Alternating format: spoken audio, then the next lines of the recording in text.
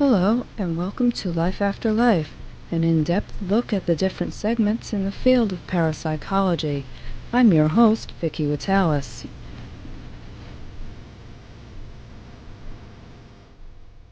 Some of the questions we will be looking at on Life After Life. What is parapsychology? How does parapsychology relate to our everyday lives? How do ESP, telepathy, clairvoyance, and psychic phenomena all tie together? And finally, how does parapsychology relate to the popular concepts of religion?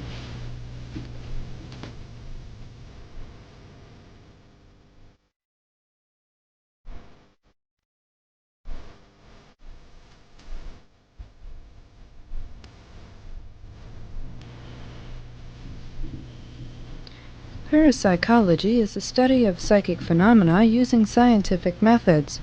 It encompasses ESP, mental telepathy, which is communication between minds by extrasensory means, clairvoyance, the ability to see beyond ordinary time and space limits, also known as second sight, and psychic phenomena such as ghosts.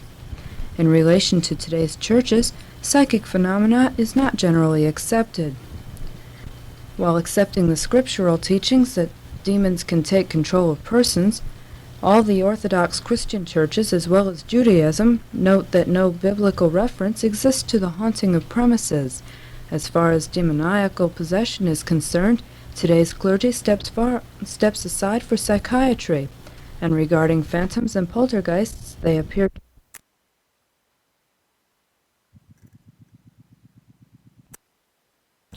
How does parapsychology involve itself in our daily lives? I don't feel that it really does affect our everyday life for the simple reason we're not consciously aware of what parapsychology is. Most of the lay people, I would say, are really not familiar with what it is, and if it did affect them in some way, I don't think they would realize that that's what it was happening. Now, for people who are into parapsychology, it possibly affects them every day because they are looking for it. So it would seem that people who are sensitive to the forces around us are affected by them, as was Mike Clockley's great-grandmother on this occasion.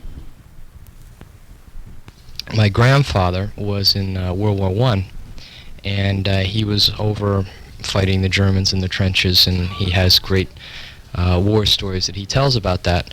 But one of the things that happened was that in the middle of a battle he was injured, and he had to be operated on for surgery. And at that time, across the sea back in America, his mother jumped up and woke up his father and said, there's something wrong with Jim. I feel it, I just know there's something wrong. And they wrote to him to find out what happened, because they were, she was in a real panic about this. She thought maybe he had been killed or something. And of course he was calming her down, saying it was just like a bad nightmare or something like that. And when they finally got together, they found out that at that time is when he was injured. So how do ESP, telepathy, clairvoyance, and psychic phenomenon all tie together, if indeed they do?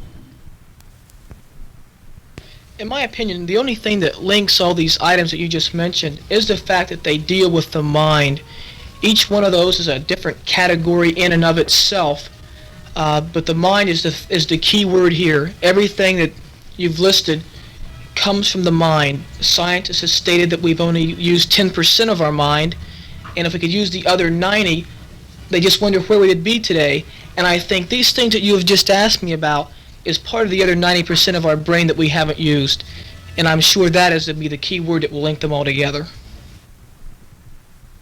I feel personally that, and from my reading, we only use a very small portion of our brain, that there's so much potential to be able to use the brain and the energy within it, because there are an awful lot of energetic people running around with so much potential that perhaps this energy could be harnessed and used in some way to perhaps foretell the future.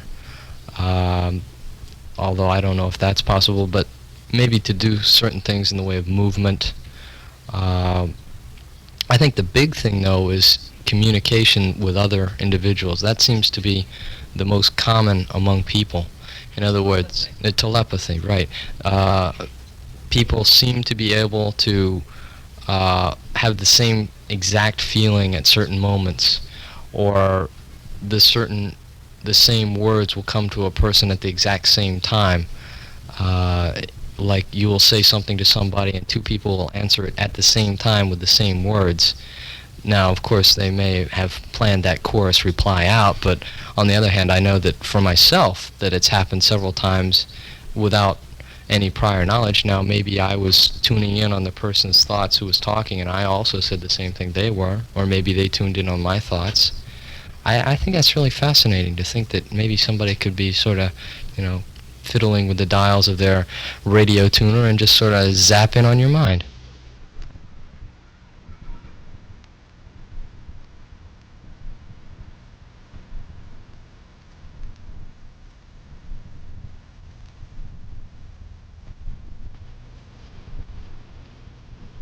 You've been listening to Life After Life, a look at the different segments in the field of parapsychology.